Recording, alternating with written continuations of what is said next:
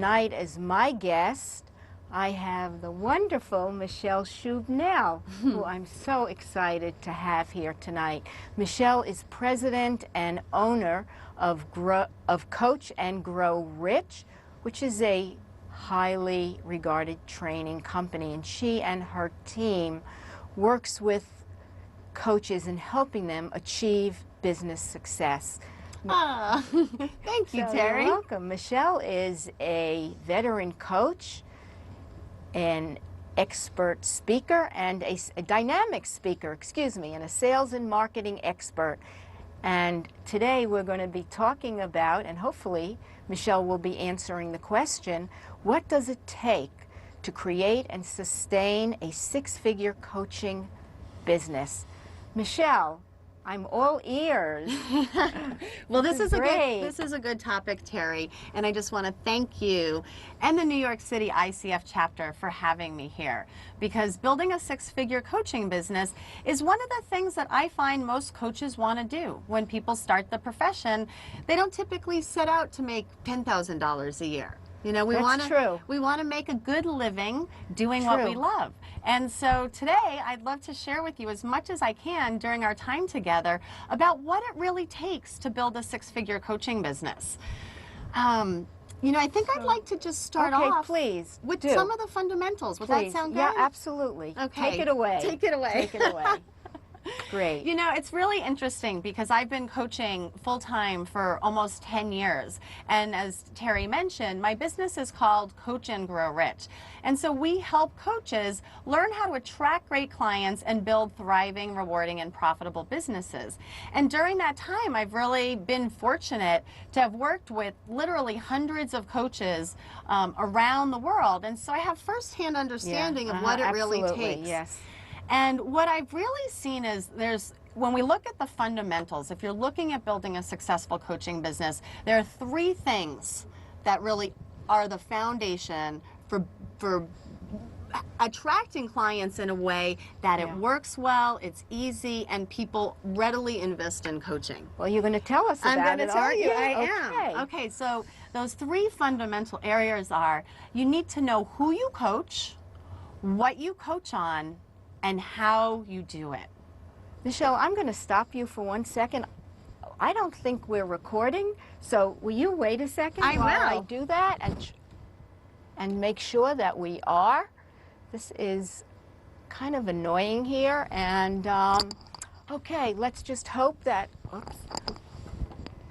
let's just hope that this is what's going on. I am sorry. That's okay. I'm sorry. It makes it fun when we get to dance in the moment, yeah, right? Exactly. Isn't that what that's one what of we're the doing skills right as here. coaches? Right here. That's what I'm doing. I'm trying to do that. You're doing great. Okay, well. So let's go back to those three fundamentals. So the who is really that target market, and it's knowing who your ideal clients are.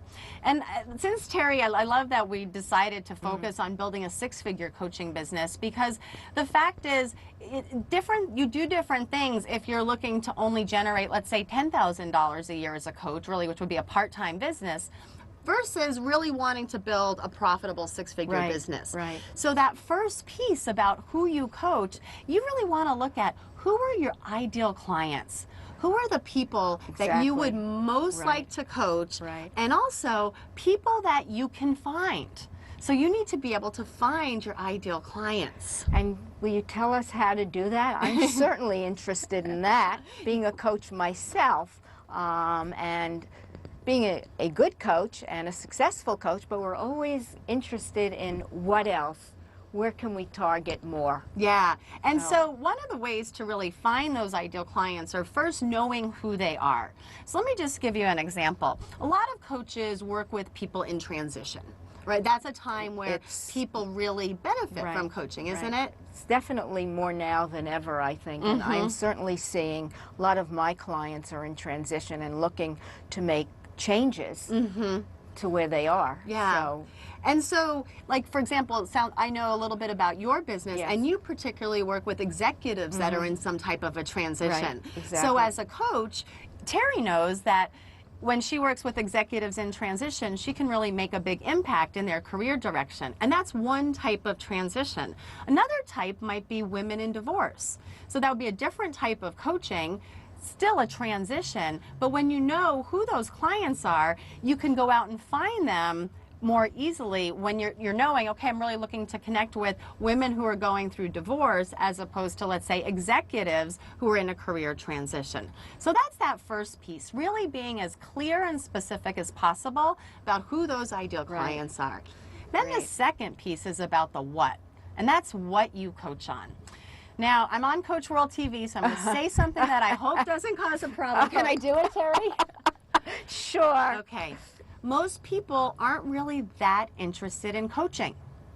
People want solutions to their problems. Right.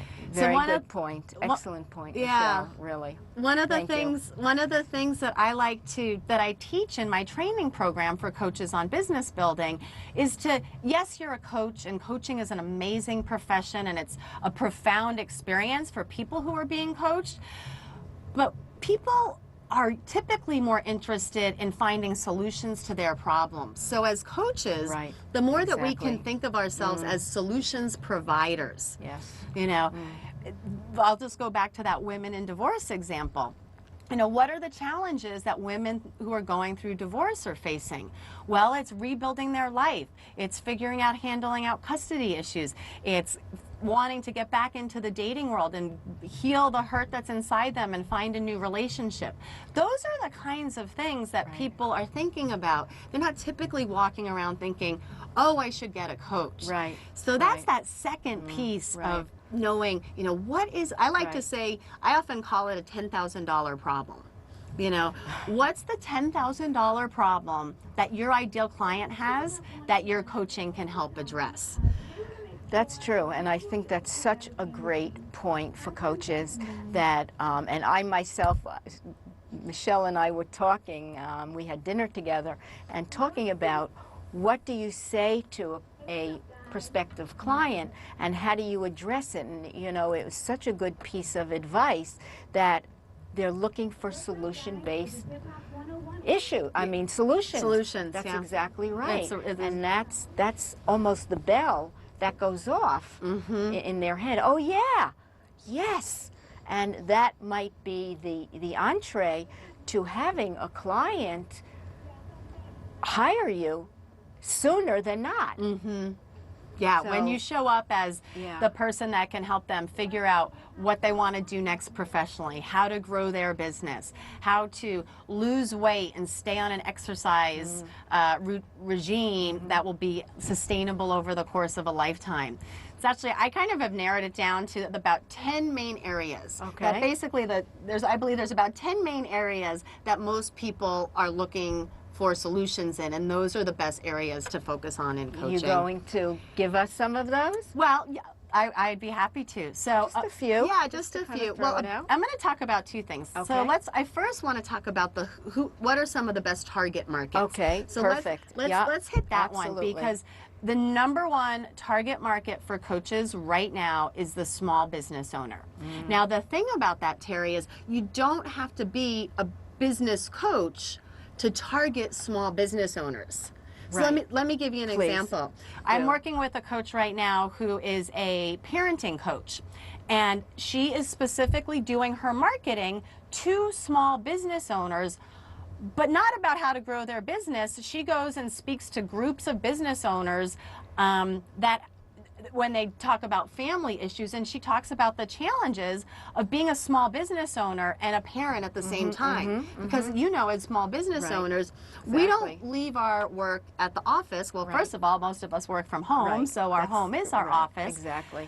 But it's often that blending between the home and the work life. And so the way that this parent coach really positions her coaching is not only, you know, can I help you become a better parent so that you can raise your children the way you want and really be the kind of parent you want, but your business will also grow and become more successful when the challenges that you're having with your teenagers are not taking up all that mind space. Right, exactly. So with the small business owner, almost any life coaching type issue can be tied back to being more successful in their business, whether it's health and wellness, parenting coaching, all those types of coaching. Interesting. So the small business market is as a target market is definitely, it's a growing. The small business owners is a growing segment in our country. And certainly also if somebody has come from a corporation, like, you know, certainly I did.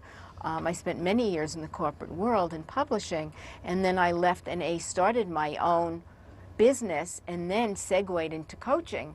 So yeah, there's a mindset that goes with leaving the corporate world and becoming a business owner. Very different. It's, you know, your chief cook and bottle washer. Yes. Whereas before you had all the perks and the assistants and everything else. You know, now, oh my God, I'm on my own. Everything has to get done. Yeah. So that's also great to help somebody focus and time management and everything else that they need to really get their business up and running. Exactly. Yeah. So that's the target market that I see is definitely a growing one, and one where the bottom line is coaching is for many people discretionary income. Yes, and definitely. So as a coach and a business owner, the more that you can think about what kind of clients not only want, need, but are willing to pay for what your coaching provides, really key for building that six-figure business. So it becomes almost a kind of a question here when we talk about looking at small business owners and how can they afford a coach if they're just getting started. It might not be in their budget. Yes. So how, you know, so I would say, I would say two things on that front. If you're targeting new small business owners, you'll be most effective if you are working with them on business building. So a business coach, a small business coach that helps new business owners attract great clients, develop their marketing. They'll make the money for that if you do a good job of showing them how they can get a return on investment. For the more established business owner, that's where these other areas, again, it's all about tying it back to how it can benefit them in the business. Right, absolutely. You know, also when you're a small business owner, you now have to not only run a business, but be marketing and going out and getting clients and working with clients. So there's so many hats. So many hats. That you're wearing that it can become overwhelming. Yeah. Because something can fall through the cracks. Yeah.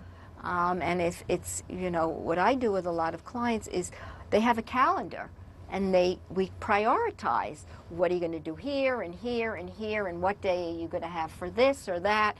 And then, you know, if they have to carry things over, it's not that things drop by the wayside. So there's all kinds of ways to work with small business owners. Exactly.